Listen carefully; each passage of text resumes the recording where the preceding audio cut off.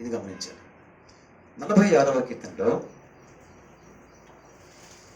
నేను ఈ మధ్య కాంటెంపరీగా, కాంటెక్స్చువల్గా, ప్రస్తుత నేటి పరిస్థితులకు అనుగుణముగా నేను పరిశుద్ధాత్మ శక్తితో కూడుకున్న సాక్ష్యము అన్న సబ్జెక్ట్ను అలా మిషనరీ కాన్సెప్ట్ రాగానే దాన్ని అక్కడ ఉంచి నేను మీకు ఇప్పుడు దీని మీద మాట్లాడుతున్నాను. ఎందుకంటే ప్రస్తుత పరిస్థితుల్లో మనము రైట్ నౌ డీల్ చేస్తున్న వాస్తవం, మన కళ్ళ ముందున్న వాస్తవం ఏంటంటే ఒక విపత్కర పరిస్థితి, ఒక విషాదకర పరిస్థితి, చాలా భయాందోళన కొట్టే పరిస్థితి.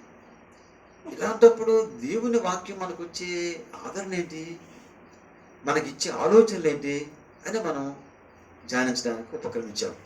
మరలా కొంతకాలం తర్వాత మరలా మనం బ్యాక్ టు ద సేమ్, ఏది పరిశుద్ధాత్మ శక్తి చేత మీరు నింపబడతారు, మీరు నాకు సాక్షులు అవుతారు అన్న మాటను మనం మరికొంత కాన్సెప్ట్ తర్వాత చూద్దాం. ఏమా 46వ కీర్తన తీయండి అందరం.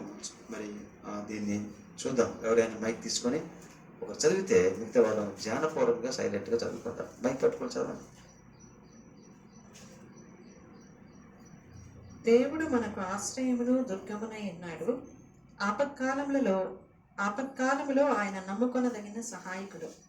కావున భూమి మార్పు నొందినను, నడి సముద్రములలో పర్వతములు మునిగినను, వాటి జలములు ఘోషించుచు నురుగు కట్టినను, ఆ పొంగునకు పర్వతములు కదలినను మనము భయపడము.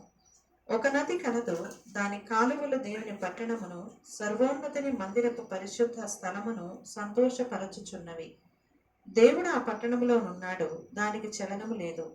అరుణోదయమున దేవుడు దానికి సహాయము చేయుచున్నాడు. జనములు ఘోషించుచున్నవి, రాజ్యములు కదలుచున్నవి.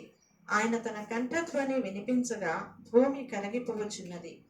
సైన్యములకు అధిపతి యెహోవా మనకు తోడై ఉన్నాడు. యాకోబు యొక్క దేవుడు మనకు ఆశ్రయమై ఉన్నాడు. యెహోవా చేసిన కార్యములు వచ్చి చూడుడి. ఆయనే భూమి మీద నాశనములు కలుగు చేయువాడు. ఆయనే భూదిగంతముల వరకు యుద్ధములు మాన్పువాడు. విల్లు విరుచువాడును, బల్లెమును తెగనరుకువాడును ఆయనే. యుద్ధ రథములను అగ్నిలో కాల్చివేయువాడు ఆయనే. ఊరకుండుడి, నేనే దేవుడనని తెలుసుకొనుడి. అన్యజనులలో నేను మహోన్నతుడనగుదును, భూమి మీద నేను మహోన్నతుడనగుదును. సైన్యములకు అధిపతి యెహోవా మనకు తోడై ఉన్నాడు. యాకోబు యొక్క దేవుడు మనకు ఆశ్రయమై ఉన్నాడు. Thank you. తలలో వంచండి, ప్రార్థన చేద్దాం. ఇప్పుడు అంశాల కొరకు కూడా మనం గ్రూప్ చేసి ప్రార్థన చేసుకుందాం.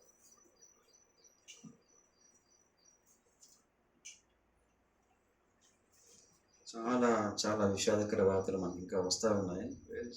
ప్రార్థన చేద్దాం. ఏ దిక్కులేదు మనకు, దేవుడే మనకు ఆశ్రయం. ఆ మాట కొరకు నేను ఈ వాక్యం తీసుకున్నాను. తల వంచండి. పరిశుద్ధుడా తండ్రి, మీరు మాకు ఇచ్చిన లేఖన భాగంను బట్టి వందనాలు. ధ్యానం చేసే ముందు మా మధ్యన కొన్ని విన్నపములను మీ వద్దకు తీసుకొస్తున్నాం. మా సచివాలయం పిల్లలు, మా యవ్వన బిడ్డలు, మా సిస్టర్స్ జాబ్స్లో ఉంటూ కోవిడ్ పేషెంట్స్ని ఎదుర్కొంటున్న వారిని ఎదుర్కొంటున్నారు. కొన్నిసార్లు వీళ్ళకి ఇన్ఫెక్షన్ వచ్చిందేమో అని అనుమానాలు వస్తూ వారికి టెస్టింగ్ జరుగుతున్నాయి. అందులో సృజన, నవరమా సిస్టర్ ఉన్నారు. ఈ ఇద్దరు కుమారుల విషయంలో మీ కరుణను మేము అడుక్కుంటున్నాం, మీ వాగ్దానం వైపు చూస్తున్నాం. ఇంకా అంతకంటే మాకు ఇంకే దిక్కులేదు. మీ చేయి చాపమని కోరుతున్నాం. శ్రీరామ్ మాస్టర్ గారికి, శేఖర్ మాస్టర్ గారికి, సన్నీకి ఇచ్చిన హీలింగ్ కొరకు వందనాలు. వెంకటేశ్వర గారిని అద్భుతంగా వెళ్ళి చూసినప్పుడు ముందు భయాందోళన గురయ్యాం. 3 days ago అద్భుతంగా ఆయనకు కూడా స్వస్థ వస్తున్నది ప్రభు, మీకు స్తోత్రాలు. మా సిస్టర్ సుభాషిని కరుణించి, క్షమించి, మన్నించి, స్వస్థపరిచి తనకు మీ ప్రేమను, నీ కృపను బయటపరచుకోండి. లావణ్య సిస్టర్ గారి యొక్క అక్కబావ గారిని కూడా సంపూర్ణంగా స్వస్థపరచండి. అయితేనైనా నేను మరి నాకున్న మధ్యవర్గం బట్టి ఎందుకంటే ఎక్కువ గుర్తుచేసలేకపోతున్నాను. నా ముందు రాయబడిన అంశాలు కూడా ప్రార్థిస్తున్నాను. కోటిరెడ్డి గారిని మీరు కనికరించి స్వస్థపరచండి. షుగర్ వెరీ హై లెవెల్కి వెళ్ళిపోయి సిస్టర్ చాలా మానసిక దిగులుగా ఉంది. యేసు నామమున మరణ నాపండి, యేసు నామమున డిసీజ్ నాపండి. కోవిడ్ టెస్ట్కి వెళ్తున్నారు, కనికరించండి మీ దయనైనా. దేవా కనికరించండి. మినిందరూ కూడా మరి నీరసంగా ఉంది, కనికరించండి. దేవా శుభ్రక్ పాస్టర్ గారిని కరుణించండి, స్వస్థపరచండి. దేవా కొంచెం ఆయన వైఫ్ని కూడా మీరు స్వస్థపరచండి. పాజిటివ్ వచ్చింది ఇద్దరికి, కనికరించండి. దేవా దేవా ఇప్పుడే చాలా విషాద వార్త మళ్ళీ పిల్లలు రాసి పెట్టారు. ఇక్కడ ఉంది, విజయవాడ కోవిడ్ సెంటర్లో కరెంట్ షార్ట్ సర్క్యూట్ అయ్యి ఫైర్ యాక్సిడెంట్ అయింది. 7 చచ్చిపోయారు. ఎంత దుర్భరం. అందులో నేనుంటే మొన్నే కదా, మేముంటే బుడిదే కదా, మా మా రక్త సంబంధికులు ఉంటే ఇక వేదనే కదా. ఏమి విషాద పరిస్థితులు. విమాన ప్రమాదంలో చనిపోయిన పైలట్ల కుటుంబాన్ని ఆదరించండి, ప్రయాణికుల కుటుంబాన్ని ఆదరించండి, గాయపరచబడ్డ వాళ్ళని ముట్టండి. దేవా దేవా బీరూట్లో 100 మంది పైన చనిపోయారు, ఇంకా 5,000 మంది పైన నాయన క్షతగాతులయ్యారు. ప్రపంచము కని విని ఎరగని ఒక షేక్ జరిగింది. గొప్ప భయంకరమైన ఆ ప్రియుడు మనిషి, మానవుడు తన మీద తను మరణశాసనం రాసుకున్నాడని మళ్ళీ అర్థమైంది. యుఏఈలో అదే పరిస్థితి, బాంబు పేలుడు, నార్త్ కొరియాలో బాంబు పేలుడు. కనికరించండి దేవ. ప్రకృతి విలయతాండవం జరుగుతున్నాయి. బీహార్, అస్సాం, కర్ణాటక, ముంబై ఈ ప్రాంతాల్లో దర్శించండి. మాకు డ్యామ్స్ నింపండి, మాకు వర్షాలు కొన్ని చోట్ల లేవు, ఇవ్వండి, కరుణించండి. అయితే దేవా మరో ప్రాముఖ్యమైన విషయం మీ చేతిలో పట్టుకోవడానికి దాసులు ఇస్తున్న ఒక అరుదైన ఒక అవకాశం బట్టి దేవ, మా అక్షర ఫ్రెండ్ తెరిసా అండ్ టీం ద్వారా జూమ్ మీటింగ్లో మిషన్స్ ఇంటర్సెషన్ మీద మాట్లాడే ఒక అవకాశాన్ని భారతదేశంలో ఉన్న యువతలు ఎంతమంది వింటున్నారో, వీక్షిస్తున్నారు. ఆయా లాంగ్వేజ్ గ్రూప్ వారు, ఆయా ఎథనిక్ గ్రూప్స్, ఆయా స్టేట్స్, నార్త్ ఈస్ట్ రాష్ట్రంలో అనుకుంటా నేను, నార్త్ ఉన్నారు అనుకుంటా నేను, సౌత్ ఉన్నారు అనుకుంటున్నాను, నార్త్ వెస్ట్ ఉన్నారు అనుకుంటున్నాను. అందరినీ పేరు పేరు దర్శించమని కోరుతాను. ఒక్కొక్కరిని పేరు పేరుని కనికరించి దర్శించారు. అయ్యా వారికి నూతన వెలిగింపు వీటి మీద దయచేయమని కోరుతున్నాను తండ్రి. దేవా కనికరించండి. ఇదిగో నాయన నరేష్ యొక్క నాన్నగారికి సంపూర్ణ స్వస్థత దయచేయండి. అయ్యా బిడ్డ నా మధ్యలో నీకు వందనాలు, ఇంకా సంపూర్ణ స్వస్థత దయచేయండి. అయితే కోవిడ్ మాత్రం రాకుండా కాపాడావు. అవి తండ్రి గారిని కూడా నీ కృప కదా, నీ కృప కార్యం చేయడానికి ఇంకా నేను నడిచిపోయిన వారు ఉంటే కేవలం నా మానవ బలహీనత నన్ను క్షమించండి. వారు ఎవరుంటే వారిని కూడా కనికరించండి. రాయబడిన అంశాలు మనం ప్రార్థించారు. దేవా కూర్చోపండి, మాతో మాట్లాడండి, వాక్యంతో మాట్లాడండి, జీవానియండి. మా దేశ ప్రధాని, రాష్ట్రపతి, ముఖ్యమంత్రి అందరినీ కరుణించండి. మా దేశం, మా ప్రపంచంలోని ఆత్మను కుమ్మరించండి. అంచెదిన ఉన్నాం మేము ప్రభు, ఆయన చివరి రోజులు ఉన్నాం మేము. మిషన్స్ కొరకు పాటుపడే వారందరినీ పేరు పేరు దీవించండి. ఈ వర్షాకాలంలో, కోవిడ్ కాలంలో వారి ప్రాణాలు, వారి శరీరాలను కాపాడండి, వారి ఆత్మను కాపాడమని, ఈ దాసులను అభిషేకించమని, నేను మాట్లాడమని. నోరు తెరచడం నా శక్తి చాలదు. నోరు నువ్వు ఆపేస్తే ఇక అయిపోయినట్టే, స్విచ్ ఆఫ్ అయిపోయినట్టే. అట్లా కానివ్వకుండా నీ మాటలు పరలోకం నుంచి మాకు అనుగ్రహించమని కోరుతాను, నడిపించమని యేసునామమున ప్రార్థిస్తున్నాము తండ్రి.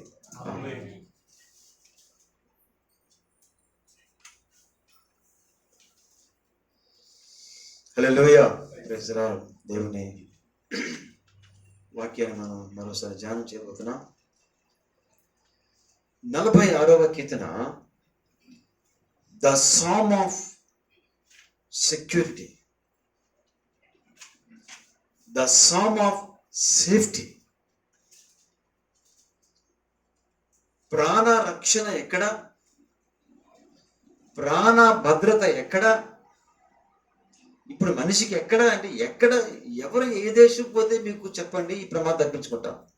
ఫర్ ఎగ్జాంపుల్, అమ్మ బాబోయ్ వైరస్, పోదా అమెరికా అన్నాం. మనం అమెరికాలో ఉంది, ఇంకెంతకంటే ఎక్కువ ఉంది. అమెరికా పోయి ఆఫ్రికా తలదాచుకుంటాం, అక్కడ ఉంది. ప్రస్తుతానికి ఈ తెగులు సర్వంతర్యామే. అది ఎక్కడ ఉంది? 200 దేశాల్లో సువార్త కూడా వెళ్ళలేని చోటకి వెళ్ళిపోయింది. ఏది మీకు ఇది కూడా చెప్తారు కాసేపు ఏంటమ్మా. సువార్త కూడా చొచ్చుకొని పోలేని ప్రాంతానికి ఇది. ఎందుకు చెప్తాను చూడండి. Good things always expand late, bad things they are swift in expansion. ఈ లోకానికి అది అచ్చొచ్చింది, మనం ఏం చేస్తాం? దుర్వార్త ఎంత స్పీడ్గా వెళ్ళిపోతుంది, అసలు వాట్సాప్ వచ్చింది. చెడు వార్త, చెడు ప్రచారము, లేక చెడు కాలము, చెడు జీవితాలు త్వరగా అంటుకు వెళ్ళిపోతుంటాయి. కానీ మంచి వార్త ఆలస్యం అవుతుంది. చెడు వార్త వినాశనకరమైనది. మంచి వార్త సత్య సంబంధమైనది, విమోచనకరమైనది. కానీ ఇప్పుడు మీకు మాట చెప్పాను నేను, ఇది మీరు చాలా స్ట్రెస్ చేసుకున్నాడు. ఒకసారి యాటమ్ బాంబు కంటే పవర్ఫుల్ వైరస్ కాదు, యాటమ్ బాంబు కంటే పవర్ఫుల్ సత్యం. సత్యం అనగా దేవుడు ఏమై ఉన్నాడో, దేవుడు ఏమి చెప్పి ఉన్నాడో అదే సత్యము. దేవుడు ఎవరిని పంపి ఉన్నాడో భూమి మీదకు సంపూర్ణ దేవునిగా, సంపూర్ణ మానవునిగా, ఆ సంపూర్ణ దైవ మానవ మిళితమైనటువంటి ప్రభు అయిన యేసు క్రీస్తు వారు ఏకైక సత్యము. The only truth is Jesus, Jesus is truth. ఎవడో కానీ కాలేజీలో love is God, God is love అన్నాడు. పచ్చి పాపం స్టేట్మెంట్ పూర్తిగా. లవ్, గాడ్ ఈజ్ లవ్ అంటే కరెక్టే, కానీ దేవుడే ప్రేమ అంటే కరెక్టే. కానీ గుడ్డి మనుషులు చేసే ఫ్రేమింగ్ ఏంటంటే, ఏంటది, క్షమించండి, ప్రేమే దేవుడు, తప్పు, ప్రేమే పిచ్చి. దేవుని బయట పుట్టిన ప్రేమ అది ప్రేమ కాదు, అదొక పిచ్చి, అదొక వ్యాధి, అదొక వ్యామోహం, అదొక రోగం, అదొక దోషం. అలాగే ప్రపంచం మొత్తం మీద అసత్యము, వినండి, అనారోగ్యము, రోగములు స్విఫ్ట్గా, పవర్ఫుల్గా, స్పీడ్గా వ్యాపిస్తున్నా అంత మాత్రమున దేవుడు తన భూమి మీద నియమించిన సత్యము, నేను మాట ఇలా మరి యాక్షన్ చేసి చూపిస్తున్నాను.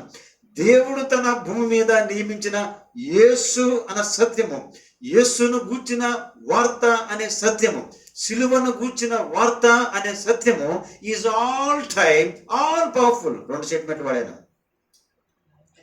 All time, all powerful. అందుకు 46వ కీర్తన ఏమని రాస్తుందంటే, ఆపత్కాలములు ఎన్నైనా ఉండొచ్చు గాక, అంటు రోగాలు ఎంతైనా విజృంభించవచ్చు గాక, అయినా అసాధ్యమైన దేవుడు, అదృశ్యమైన దేవుడు, అజేయమైన దేవుడు మనకు ఆశ్రయం.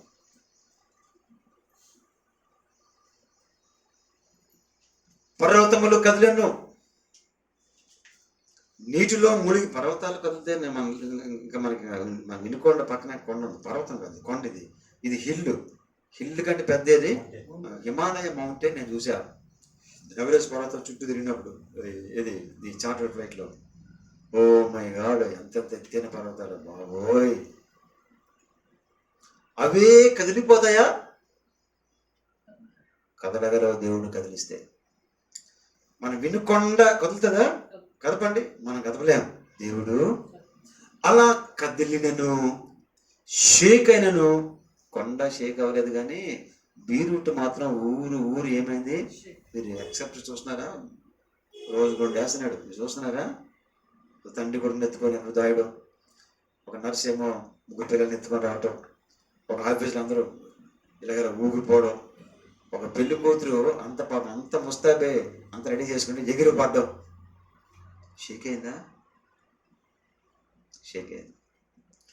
ఎంత అని ఎందుకు అనుకోండి, దేవా బీరూట్లో నాకు ఎంతో ప్రియమైన ఒక సహోదరుడు ఉన్నాడు. నేను ఆయన తెలియదు, ఆయన నాకు తెలియదు పర్సనల్గా, బట్ ఆయనను నేను వీడియోలో చూశాను. రవి జక్రేష్ గారి యొక్క ఫ్రెండ్ మిషనర్ శామీ డాగర్ అని ప్రార్థన చేయండి.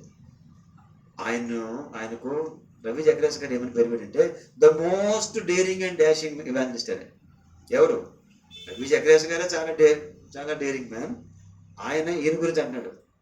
ఈయన బిల్లీ గ్రాహం గారి కుమారుడు ఎక్కడో లోకరీత్యా పడిపోతే ఆయన వెళ్ళి కౌన్సిల్ చేసి ఆయన ప్రభు గారు తీసుకొచ్చాడంట. ఆయన చాలా ధైర్యవంతుడు. అంటే మిలిటరీ వారు వచ్చి నువ్వు ఇక్కడ క్రైస్తవ సేవ, సోషల్ సర్వీసు, మిషనరీ సేవ చేస్తున్నావు కదా, ఎన్ని సంగతి అని చెప్పేసి తుపాకీ ఇలా పెట్టి గుండెకేసి కొడితే నేను విన్న మాట చెప్తాను, త్వరగా కాల్చుకో పిరికివాడా అన్నదట. త్వరగా కాల్చుకో పిరికివాడా, నేను భయపడితే కాల్చుకో అంటే వాడు గన్ డౌన్ చేశాడు. అంటే తెలుసా, తుపాకీని పెడిచాడు. ఎలా ఉన్నాడు దేవా అనిపిస్తున్నారు. ఫోన్ నెంబర్ మనలేదు. షేక్ అయిందా? చెప్పండి, ఎన్ని కిలోమీటర్లు షేక్ అయింది? నాకు తెలిసి 200+ ఇంకా కిలోమీటర్లు. భూమి అంతా షేక్ అయిపోయింది. షేక్ అయినను మనము భయపడి యెహోవాయే మనకు ఆశ్రయం. ఏం చేస్తాం? ఏ దేశాధ్యక్షుడు మన దేశాధ్యక్షుడికి ఆశ్రయం కాదు. ఇప్పుడు ఎవరి కాడికి వెళ్ళినా ఉందేమో అంటుకుంటదేమో భయం. ఇంకేం ఆశ్రయం చెప్పండి? ఆశ్రయమా? పోలీస్ స్టేషన్ మనకు ఆశ్రయమా? చట్టం సహాయం తీసుకోవడం తప్పు కాదు, బట్ అది పూర్తి ఆశ్రయమా కాదు. అదృశ్యుడైన దేవుడు, అజేయుడైన దేవుడు, ఈ గొప్ప దేవుడు మనకు ఆశ్రయం. మనము గత వారంలో 2 తలంపులు తీసుకున్నాం. మంచి ఫైనాన్స్ అవుట్లైన్స్ ఇవి. దేవుడే మనకు ఆశ్రయం. రెండోదేంటి? దైవిక సైనిక అధిపతి యుద్ధమును గెలిచిన. మూడోదేంటి? సార్వత్రిక దేవుడే సర్వలోకంపై మహోన్నతుడు. రెండోది కొంచెం దీన్ని కూడా చూద్దాం. మొన్నటి ఆదివారం ఏం నేర్చుకున్నామంటే, దేవుడే సైనిక అధ్యక్షుడు, యెహోవా దేవుడే సర్వసేనాని. ఒక కాన్సెప్ట్ మీకు నేను టీచ్ చేశాను. ఒక లాజికల్ సిద్ధాంత విషయం మీకు ఇలా పొరలు విప్పాను, గుర్తుందో లేదు. దేవుడు సైన్యములకు అధిపతి యెహోవా అయితే సైన్యం వచ్చిందానికి.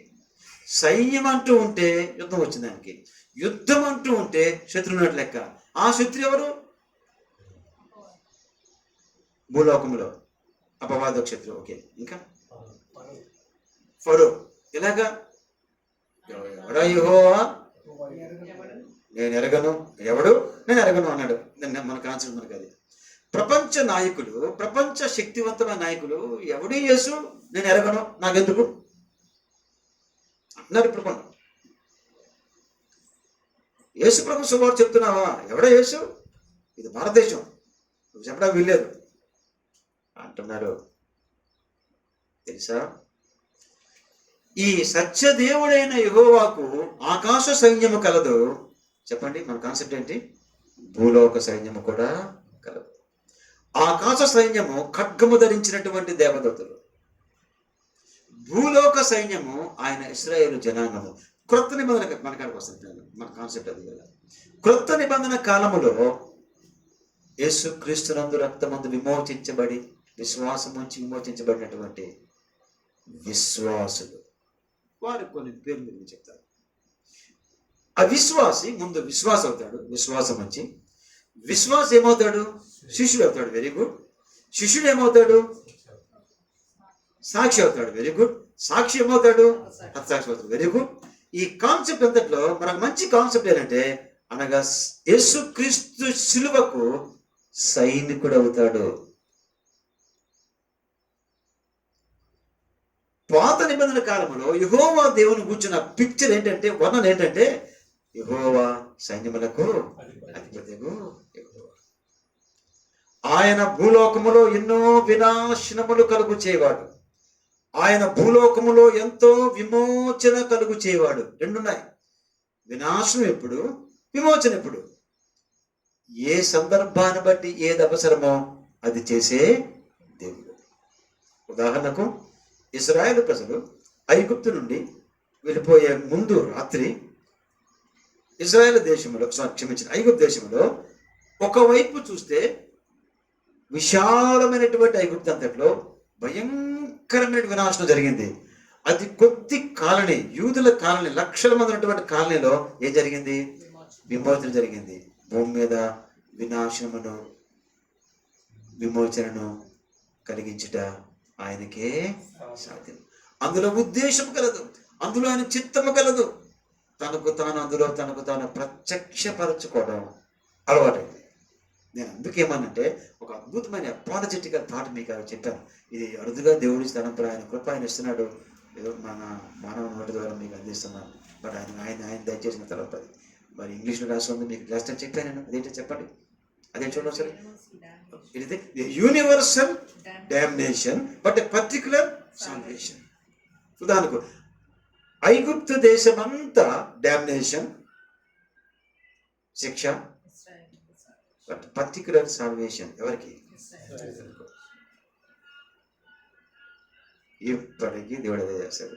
భక్సి గారు ఒక దేశ నగరానికి శుభార్త చెప్పడానికి వెళ్ళినప్పుడు ఆ దేశంలో ఒక గ్రౌండ్లో పర్మిషన్ దొరికింది దానికి శుభార్త చెప్పడానికి. ఎగ్జాక్ట్గా 8 o'clock ప్రీచింగ్ అని స్టార్ట్ చేశారు. రాత్రి ఆయన చెప్తే 2 గంటలు చెప్తారు గ్యారంటీగా.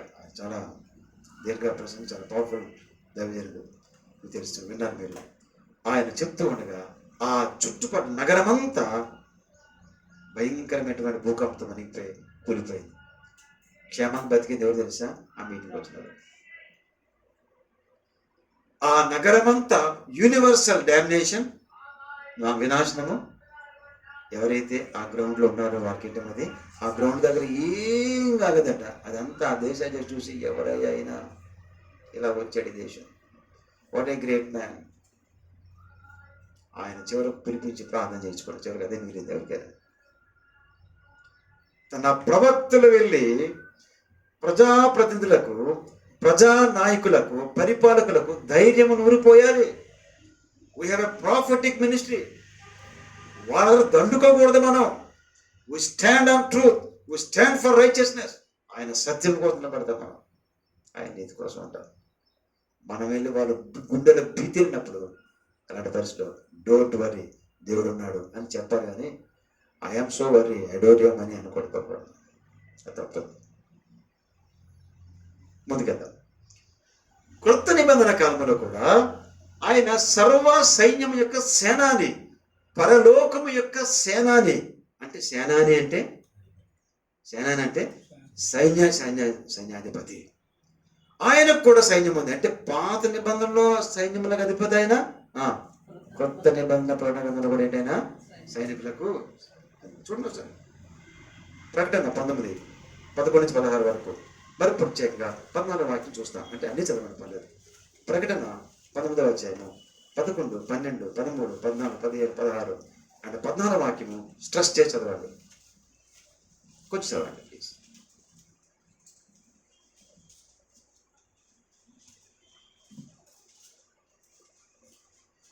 మరియు పరలోకము తెరవబడి ఉండుట చూచితిని. అప్పుడు ఇదిగో తెల్లని గుర్రం ఒకటి కనపడెను. దాని మీద కూర్చుండి ఉన్నవాడు నమ్మకమైన వాడును, సత్యవంతుడును అను నామము గలవాడు. ఆయన నీతిని బట్టి విమర్శ చేయుచు యుద్ధము జరిగించుచున్నాడు. ఆయన నేత్రములు అగ్నిజ్వాల వంటివి. ఆయన శిరస్సు మీద అనేక కిరీటములుండెను. వ్రాయబడిన యొక్క నామము ఆయనకు కలదు. అది ఆయనకే గాని మరి ఎవనికి తెలియదు. రక్తములో ముంచబడిన వస్త్రము ఆయన ధరించుకొని ఉండెను. మరియు దేవుని వాక్యము అను నామము ఆయనకు పెట్టబడి ఉన్నది. పరలోకమందున్న సేనలో శుభ్రమైన తెల్లని నారబట్టలు ధరించుకొని. అది ఎన్నో వాక్యం? 14. చెప్పాను కదా, 14 స్ట్రెస్ వాక్యం అని, నువ్వు చెప్పే వాక్యం అని. పరలోకమందున్న సేనలు శుభ్రమైన తెల్లని నారబట్టలు ధరించుకొని తెల్లని గుర్రములెక్కి ఆయనను వెంబడించుచుండిరి. చాలా ఇంకా ముందుకు వెళ్ళొచ్చు, టైం సేవ్ చేస్తాను. 16 వరకు అలాగే ఉంటుంది అది. పరలోకపు సేనలు ఆయన వెంబడిస్తున్నాయంటే మరి ఆయన ఎవరు? పరలోక సర్వ సైన్య అధ్యక్షుడు. గమనించండి, పాత నిబంధనలో కూడా ఆయనను ధిక్కరించిన వారిని, ఆయనను విక్కిరించిన వారిని ఆయన శత్రువుగా కౌంట్ చేసి ఆయన తీసుకొచ్చాడు. శత్రుత్వం యుద్ధం చేస్తుందంట. క్రొత్త నిబంధన కాలంలో కూడా, నేటి తరములో కూడా ప్రపంచ నాయకులు, పాలకులు ఆయనని ఇప్పటికీ ధిక్కరిస్తున్నారు, విక్కిరిస్తున్నారు. ఖబర్దారు, జాగ్రత్త, వస్తాను, నేను ఫేస్ టు ఫేస్ యుద్ధం చేస్తాను మీతో అని అంటాడు ఆయన. ఇది యాక్చువల్ జరిగేది. చూద్దాం, మరి కొంచెం ముందుకు వెళ్దాం, దీనికి లోతుగా చూద్దాం. ఆయన ప్రభువు అయిన యేసు అంత ఆ పిక్చర్ అంత స్పష్టంగా ఉంది. ఆయన దేవుని వాక్యం అని పేరు పెట్టబడింది, ఆయన వస్త్రం రక్తంలో ముంచబడింది. అంటే ఇది అంతే ఎవరి గురించిన పిక్చర్? ఇది ఎవరి గురించి మాటలు ఇవి? తండ్రి అని దేవుడు సర్వసేనాని, వాడిని యేసయ్య కూడా సర్వ. కొత్త నిబంధనలు డైరెక్ట్ వారు ఫీల్డ్లోకి ఎంటర్ అయిపోతాడట. 1000 ఏళ్ళ పరిపాలన తర్వాత ఇక మొత్తం అంతా అందరినీ వినాశనం చేస్తాడట అని రాసింది. ఇది వాస్తవం, అంతే కదా, నిజం, అది క్షమించేది వాస్తవం అది. ఇప్పుడు చూద్దాం మనం. సువార్త శకటములు, మిషనరీ సైనికులు భూమి మీద సువార్త వాక్యమును వారు ఖడ్గము ధరించి వెళ్తూ ఉన్నప్పుడు పరలోక సేనాని వారికి తోడ్పడగా వీరిక్కడ భూమి మీద సైనికులై ప్రపంచ దేశములను జయించుచూ పోదురు. క్రైస్ట్ గాస్పల్ ఫెలోషిప్ ఉన్నటువంటి దేవుని బిడ్డలారా, ఇవి బ్యాప్టిస్ట్ సంఘంలో వారు వింటున్నారేమో. శ్రీకాకుళం మా సిస్టర్స్ బ్యాప్టిస్ట్ సంఘస్థాలు. మీరు ఇంకెవరైనా సార్వత్రిక సంఘంలో చెందిన వారేమో, మీరు ఎవరైనా కావచ్చు. యేసుక్రీస్తు వారు పరలోక సంబంధమైన సర్వ సైన్యాధ్యక్షుడు. ప్రతి విశ్వాసి ఒక శిష్యుడు, ప్రతి శిష్యుడు ఇక్కడ కట్ చేస్తాం, ఒక సైనికుడు. అది విశ్వాసి శిష్యుడు ఏ సైనికుడు? సిలువ సైనికుడు, క్రీస్తు సైనికుడు. తిప్పండి వాక్యాన్ని. తిమోతి 2 తిమోతి 2వ అధ్యాయం 1-4 వాక్యం చదవండి. 2 తిమోతి 2వ అధ్యాయం 1-4 వాక్యాలు. నా కుమారుడా, క్రీస్తు యేసునందున్న కృప చేత బలవంతుడవు కమ్ము. ఎందుకంత బలం కావాలి? నీవు అనేక సాక్షులు ఎదుట నా వలన వినిన సంగతులను ఇతరులకును బోధించుటకు సామర్థ్యము గల నమ్మకమైన మనుష్యులకు అప్పగింపుము. క్రీస్తు యేసు యొక్క మంచి సైనికుని వలె నాతో. క్రీస్తు యేసు యొక్క సైనికుని వలె అనలేదమ్మా, ఏమన్నాడు? మంచి సైనికుడు. ఎందుకు తెలుసా మీకు సంగతి తెలుసా? ఇండియన్ ఆర్మీకి ఆర్మీ చీఫ్ ఉంటాడు, ఉన్నాడా లేదా? 3 డిఫెన్స్ సిస్టమ్స్ కి మళ్ళీ ఇంకో చీఫ్ ఉన్నాడు, బిపిన్ రావత్. ఇండియన్ గురించి మాట్లాడతాను. నేను ముజఫర్ నగర్ లో లాన్స్ గారి ఇంట్లో ఉన్నప్పుడు, లాన్స్ గారి కోడలు, పెద్ద కోడలు, సిస్టర్ గారు, ఆమె దాల్ సరస్సు అని కాశ్మీర్ దగ్గర ఉంది. కాశ్మీర్, జమ్మూ కాశ్మీర్ ఉంది. ఆ సరస్సు ఒడిన వారి ఇల్లు. నేను ఆ ఇంటికి వెళ్తూ వచ్చుండేవాడు. ఆ వెళ్ళే కదా ప్రారంభంలో, అదే కదా నా మిషనరీ పరిచయం కదా, అక్కడే కదా స్టార్ట్ అయ్యింది. ఏమని చెప్పారంటే, వాళ్ళ నాన్నగారు రోజు వచ్చారు. అంటే లాన్స్ గారి యొక్క కోడల తండ్రి వచ్చారు. కాశ్మీర్ గురించి చెప్తున్నారు. ఒక మంచి మాట చెప్పారు, ఒక వాస్తవం చెప్పారు. దేశ సైనికుల కోసం, మీకోసం ప్రార్థన చేస్తున్నాం బ్రదర్. కాశ్మీర్ చాలా కారం, పుండు మీద కారం జరిగే పరిస్థితి కదా అంటే అన్నారు, ప్రార్థన చేయండి పాస్టర్. మన భారత సైనికులందరూ మంచి సైనికులు కాదు. ఇది వినండి, భలే ఉంది, కొత్త కోణం కనిపించింది. టెర్రరిస్టులు ఇంత డబ్బు బార్డర్ గార్డ్ సైన్య అధికారికి ఇచ్చేస్తే వెళ్ళిపో, చూడాలి, ఏదైనా పేర్చుకో.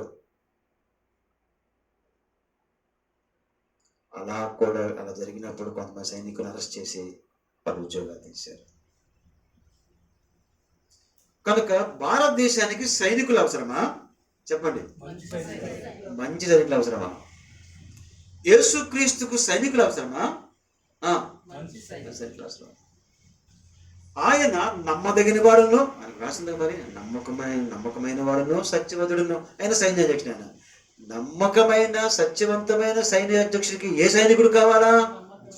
నమ్మకమైన సత్యవంతమైన సైన్యుడే కావాలి. అనగా ఈ సత్యమును బోధించుటకు ఖచ్చితంగా డేరింగ్, డాషింగ్, డైనమైట్ లాంటి వ్యక్తి కావాలా? నువ్వు కావాలా? మీరు కావాలా? ఈ భారతదేశంలో ప్రపంచంలో సమస్త జాడ్యములకు అవినీతిని ఖడ్గముతో, నీతి గల వాక్యముతో, ఖడ్గముతో యుద్ధము చేసే సైనికుడు కావాలి. డిపార్ట్మెంట్ అంతగా మరి పోవడాలి. మరి అక్రమముతో, పాపముతో సత్యవాక్యం ఎదురుపట్టుకొని యుద్ధం చేసేవాడు కావాలా.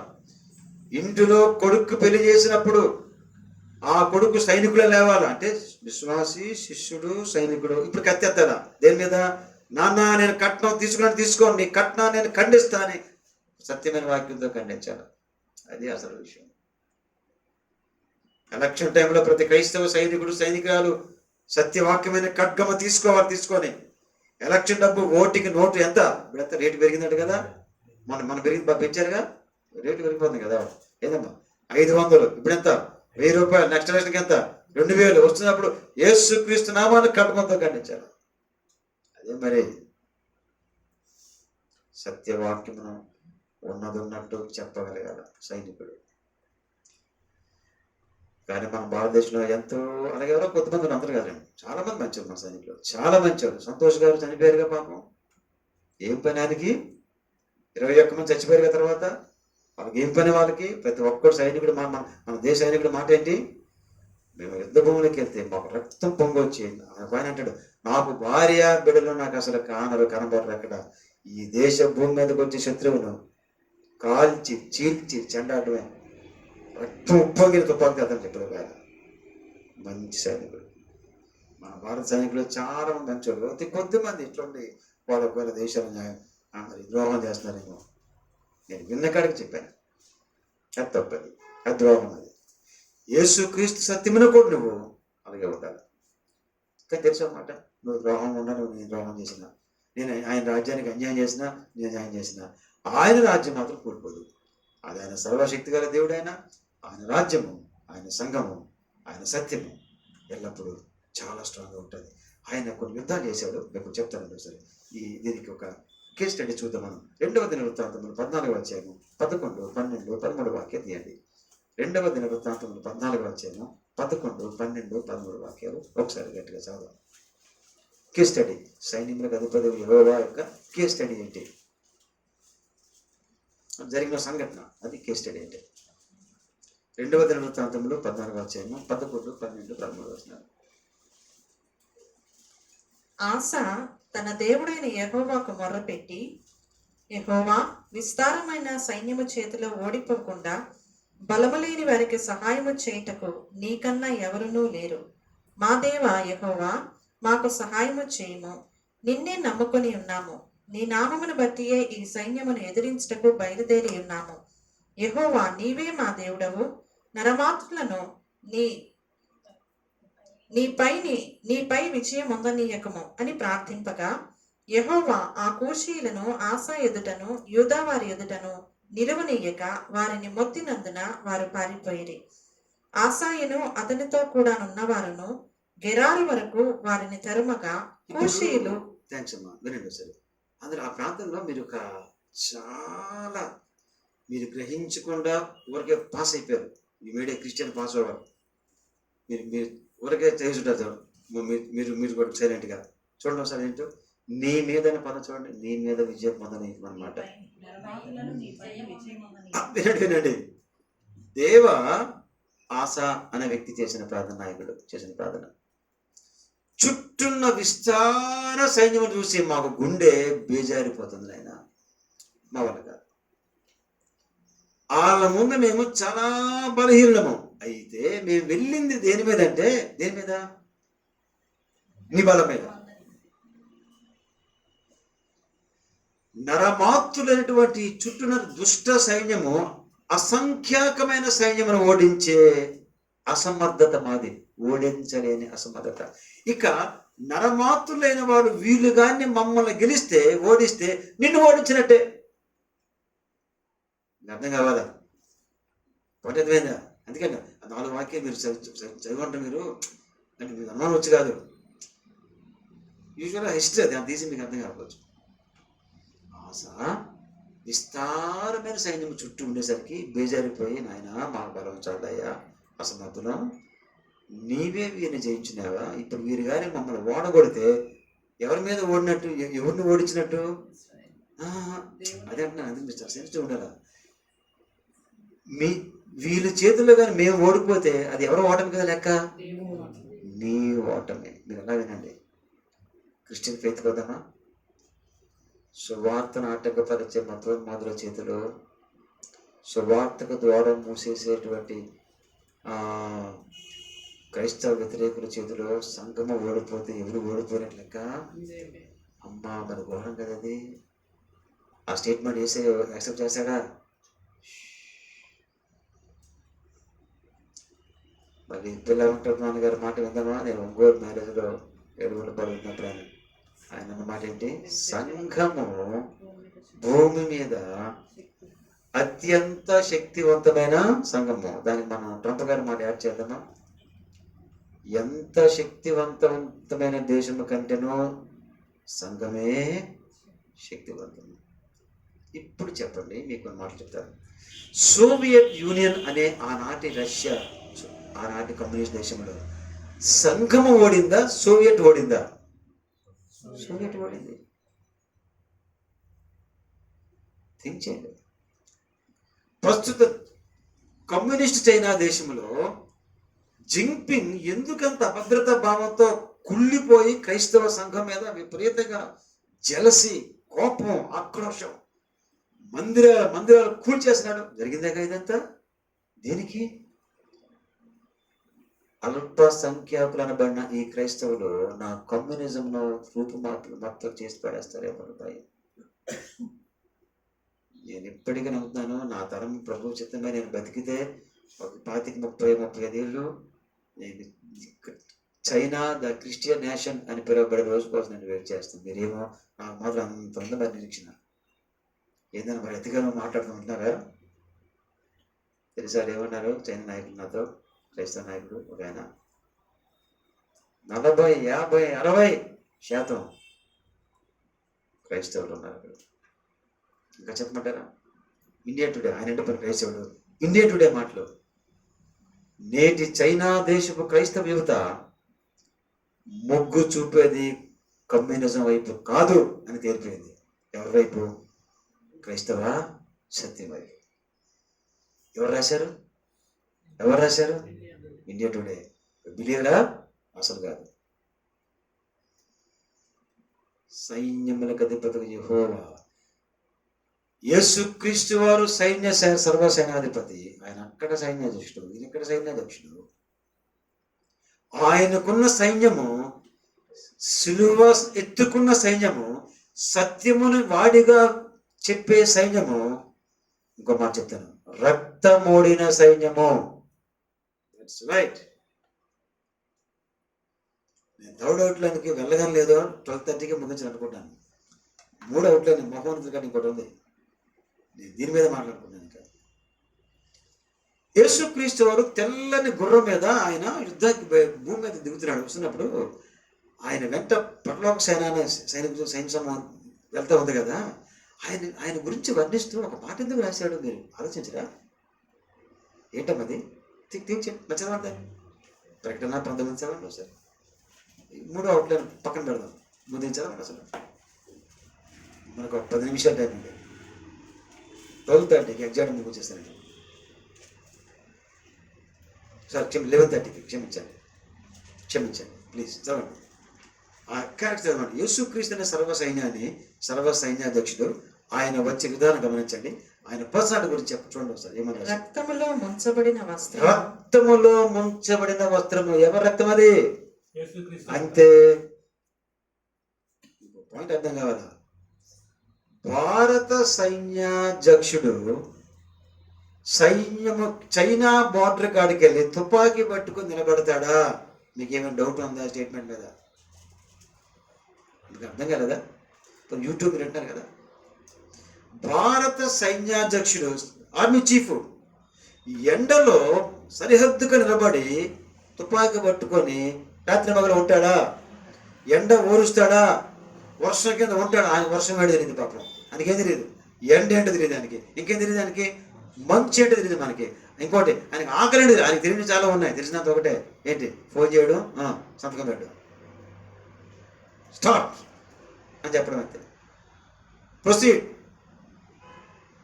మీకు అర్థమైంది లేదు? భారత సైన్యాధ్యక్షుడు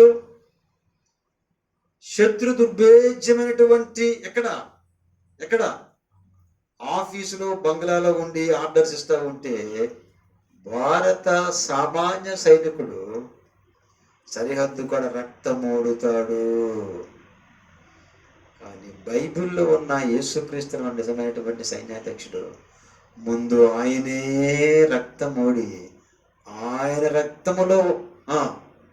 ఆయన రక్తములో మనకందరకు నీతి వస్త్రమనిచ్చి ఆయన సైతము తెల్లని వస్త్రము ధరించుకొని మనకందరికీ నేను మీ కొరకు రక్తమూడి సైన్యాధ్యక్షుడిగా సైన్యాన్ని స్థాపించాను, మీరు నా కోసం కూడా రక్తం మూడండి.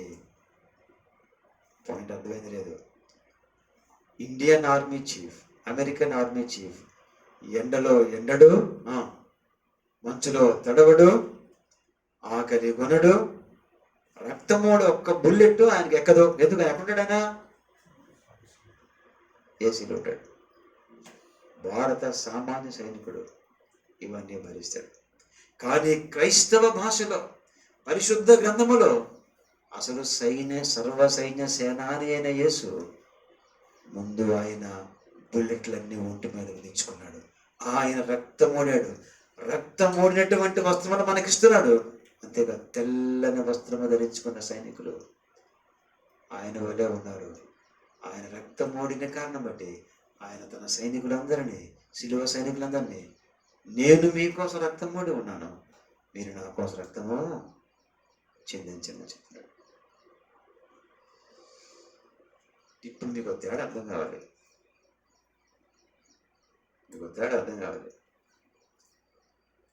ప్రపంచమును రేపు 1000 ఏళ్ళు ఏలబోయే ఈ గొప్ప సర్వ సైన్యాధ్యక్షుడు, రాజులకు రాజును ప్రభువులకు ప్రభునైన ఈ యేసుక్రీస్తు పరలోకము నుంచి ముందు భూలోకంలోనికి వచ్చి తన బ్యాటిల్ ఫీల్డ్లో రక్తం మడుగులో ఆయన సత్యమును బోధిస్తూ చనిపోయాడు. ప్రపంచంలో ఏ ఆర్మీ చీఫ్ కూడా ఒంటిలో ఒక్క బుల్లెట్ దిగదు, ఒక్క సూది గుచ్చుకోదు, హాస్పిటల్ పాల ఇంజక్షన్ చేసుకుంటు తప్ప. కానీ యేసుక్రీస్తు వారి యొక్క శరీరంలోనికి సూదులు గుచ్చుకున్నాయి, చీరలో గుచ్చుకున్నాయి, ముళ్ళు గుచ్చుకున్నాయి, బల్లి గుచ్చుకుంది. ఈ 3 నాకు మాత్రమే కాదు నీకున్నాం అని మనం కూడా అంటున్నాడు. ఆయన పరలోకపు సైన్యాధ్యక్షుడు. ఆయన జయించుచూ వచ్చున్నాడు. ఆయన ముందు సిలువలో జయించాడు, అనగా సిలువను భరించాడు, ఆ తర్వాత జయించాడు. ఇప్పుడు సిలువ ఇక కార్యం అయిపోయింది. ఇక డైరెక్ట్ వార్ఫేర్లు, ప్రపంచ వ్యతిరేక ఆయన విరోధ నాయకులతో ఫేస్ టు ఫేస్ వార్కి వస్తున్నాడు. అప్పుడు ఆయన అందరినీ ఓడిస్తాడు. ఏకైక అజేయుడిగా, విజయుడిగా బొమ్మగా అతని రాజ్యాన్ని 1000 ఏళ్ళు స్థిరపరచబోతున్నాడు. అందులో నువ్వు ఒక సైనికుడిగా, అందులో నువ్వు ఒక సైనికురాలుగా ఉండగోరుతున్నావా? అయితే రక్తము చిందించగలవా? కన్నీరు కార్చగలవా? వెల చెల్లించగలవా? ఏదైనా త్యాగము చేయగలవా? మన సైనికులు దేని త్యాగం చేస్తారు చెప్పండి? మన సైనికులు దేని త్యాగం చేస్తారు? అమ్మా నాన్ని అవుట్, ఇంకెవరు? భార్య బిడ్డలు పాపం వాళ్ళు అవుట్, ఇంకేంటి? వాళ్ళు అనుకున్న కొన్ని సుఖాలు వారికి లేవు. ఇప్పుడు చెప్పండి, మిషనరీ సైనికులు భారతదేశంలో కావాలను. సంఘము సైనికులను తయారు చేయవలను. సంఘము ప్రార్థన యోధులను తయారు చేయవలను. సంఘము సత్యము కొరకు పోరాడి యేసుక్రీస్తు నామమున్న సత్యము కొరకు ప్యాసివ్గా మరియు యాక్టివ్గా, ఏంటో చెప్తాను వినండి. ప్యాసివ్ అంటే ఒకడు కొట్టినా తిరిగి కొట్టకుండా భరించేది ప్యాసివ్. యేసు ప్రభు యొక్క సత్యాన్ని నోరు తెరవకో, ముయ్ అంటే నేను నోరు ముయ్యను అని చెప్పేది active. I don't know English word, మీకు అర్థమైందా? ప్యాసివ్గా అంటే నన్ను ఒకడు యేసుక్రీస్తు నామాన్ని నన్ను తల పగలగొట్టినా నేను తిరిగి పగలగొట్టను, నేను భరిస్తాను, అది ప్యాసివ్. యాక్టివ్ ఏంటి? యేసుక్రీస్తు యొక్క పేరు ఎత్తేవా, సమర్పడరా, నువ్వు ఖాళీ బొబ్బులు పోవాలా, చంపేస్తాం అంటే బొబ్బులి పోను, ఇక నోరు ముయ్యును అని చెప్పాడు. ఆయన సర్వ సైన్యాధ్యక్షుడు. ఆయన సైనికురాలుగా నోరు తెలవగలవా? ప్రార్థన యోధురాలుగా మారగలవా? సత్యమును శక్తివంతముగా నువ్వు చెప్పగలవా? ఆయన మన ఆర్మీ చీఫ్. ఆయన మనకంటే ముందు రక్తమోడినటువంటి రక్షకుడు, రక్తమోడిన సైనిక అధ్యక్షుడు. మన కొరకు రక్తము చెందించిన వాని కొరకు రక్తము చెందించడానికి అంటే మన రక్తము వేరే వాది కాదు, మన రక్తము చెందించడానికి ఇష్టపడితే సర్వసేనాని యొక్క సైనిక శిబిరములో ఉండదగిన వ్యక్తి. ఎప్పుడు సైనిక శిబిరంలోనే ఉంటాడా సైనికుడు? చెప్పండి, ఎప్పుడు సైనిక శిబిరంలోనే ఉంటాడా? సైనిక శిబిరం యుద్ధ రంగంలో కూడా అంతే. మనకు సైనిక శిబిరము ప్రార్థన గుంపుల అవసరము, యుద్ధ రంగము సువార్త కొరకు వెళ్ళ అవసరం. సైనిక శిబిరంలో మంచి ఆహారము, ఎక్సర్సైజ్ కదా అన్నీ ఉంటాయి. యుద్ధ రంగంలో ఏముంటుంది? పోరాటం, రాత్రి తుపాకులు ఎత్తను కాల్చుకోవడం. మన ప్రార్థన శిబిరాలు ఉన్నాయి ఇంట్లో? అంతేకాడుతున్నాను నేను. మన సంఘంలో పరిశుద్ధాత్మతో నింపబడినటువంటి ప్రార్థనాత్మక శిబిరాలు మనం మెయింటైన్ చేస్తున్నామా? చెప్పండి. నా ప్రియమైన సోదరి యూట్యూబ్లో సోదరులారా, మీకు ఏదైనా శిబిరం ఉందా? ఏ శిబిరం అది? ప్రార్థనలో ఎదిగే శిబిరం, ప్రార్థనలో బలపడే శిబిరం, లేదా పాపపు శిబిరాల్లో, దైవ వ్యతిరేకమైన శిబిరాల్లో మనం బిజీగా ఉందామా? ఆయన సర్వ సైన్యాధ్యక్షుడు. అలాంటి వారు ఎవరు? ఆయన ఉండమన్న ప్రార్థన శిబిరాల్లో ఉండి పరిశుద్ధాత్మలో తర్బీదు పొంది పరిశుద్ధాత్మ శక్తి చేత నింపబడే శిబిరాల్లో ఉంటే అలాంటి వారికి యెహోవా ఆపత్కాలమందు మనకు ఆశ్రయము అని చెప్పొచ్చు. మనం అంతవరకు చెప్పలేం. చెప్తాను, ఆయన శిబిరానికి నువ్వు మంట పెడితే ఘోరం అది. ఆయన శిబిరాన్ని నేను కూల్చుకుంటే ఘోరం అది. మీరందరూ మిమ్మల్ని టెంట్ కింద పెట్టి మీకంతా ప్రార్థన చేసుకోమని చెప్పేసి వెంకటేష్ నేను పెట్రోల్ కోసం అంటే సార్ ఉంటుంది. దైవరాజ్య విద్రోహమైన పరిస్థితి. ఏ శిబిరం ఉందా మనం?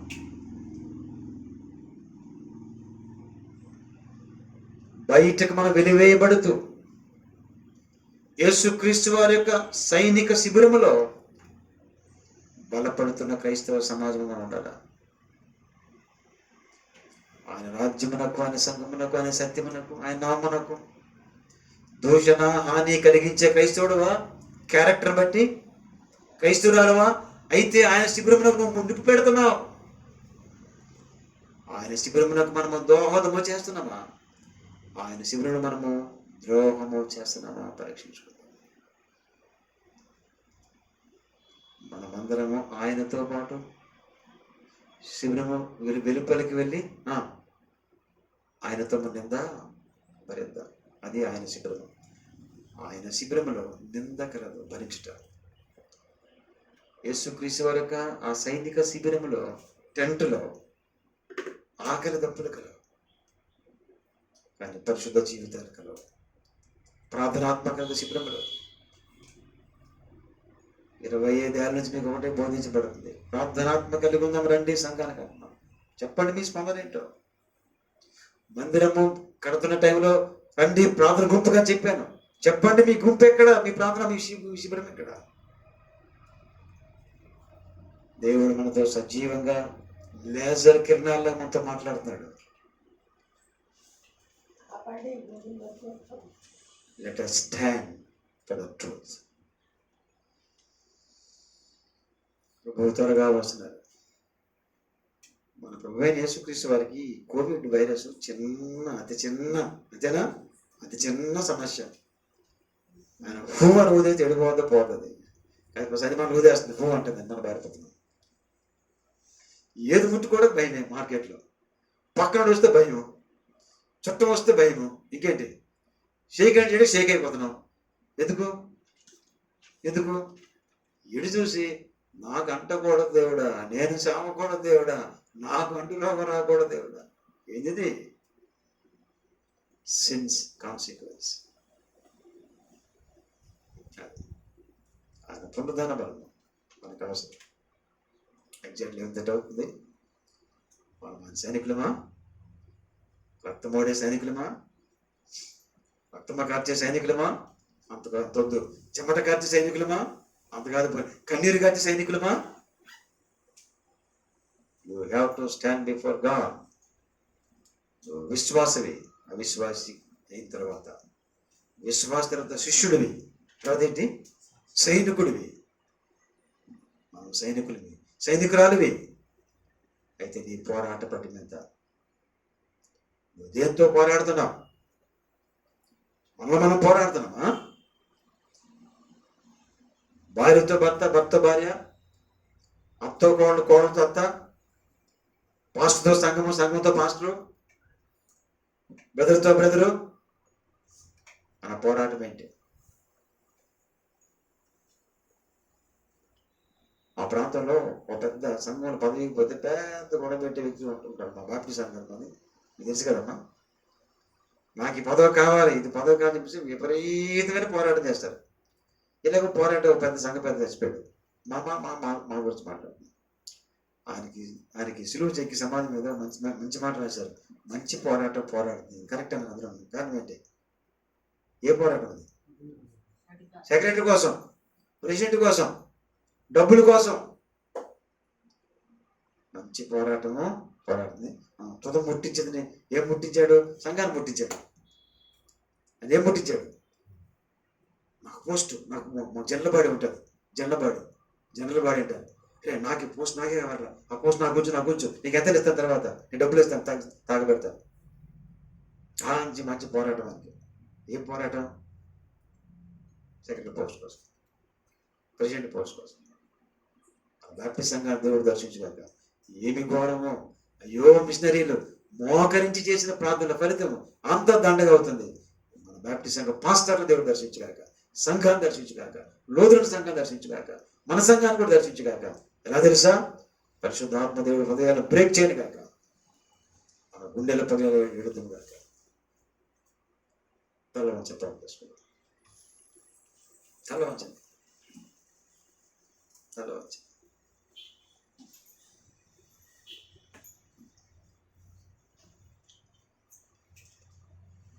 కొట్టు కలుపు రాక్షసు కలుపు ప్రార్థన చేసుకుందాం. త్వరగా దాన్ని కూడా ముగించుకుందాం. చిన్న ప్రార్థన చేస్తాను. పరిశుద్ధ లేచిన వర్తమానం కలుగుతాను. మాకు సమయం అవుతా ఉంది. మీ ప్రజలు ఓపికగా విన్నారు. నాకు ఇంకా కాగవకాన్ని ఇంకా పూర్తిగా మేము స్టడీ చేయలేకపోయాం. మాతో మాట్లాడుతున్నాను. గొప్ప దేవుడు మా జీవితాన్ని దర్శించండి, మాకు క్షమించండి. మేము నీ సైనికులం,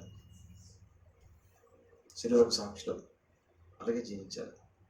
కొంచెం చొప్పున రొట్టెను ద్రాక్షరసాన్ని తీసుకుపోతున్నాం, తర్వాత కానుకలు వేయబోతున్నాం. వీటన్నిటి మా కొంచెం నడిపించమని సహాయం చేయమని కనిపించమని మాతో ఉండమని హృదయాలు మా లోతుగా దర్శించమని ఏసునామములో వేడుకొంచున్నాము తండ్రి.